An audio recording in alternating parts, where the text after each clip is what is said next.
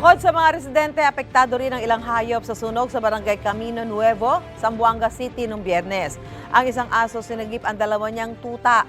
Ayon sa kumuha ng video, may dalawa rin tuta na hindi na nailigtas. May isa rin pusa na nasunog ang bahagi ng mukha.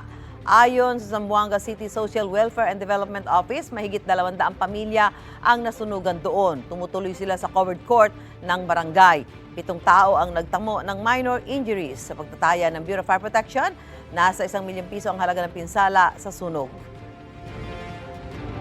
Mga kapuso, para una ka sa mga balita, mag-subscribe sa GMA Integrated News sa YouTube. Sa mga kapuso abroad, subaybayan niyo po kami sa GMA Pinoy TV at sa www.gmanews.tv.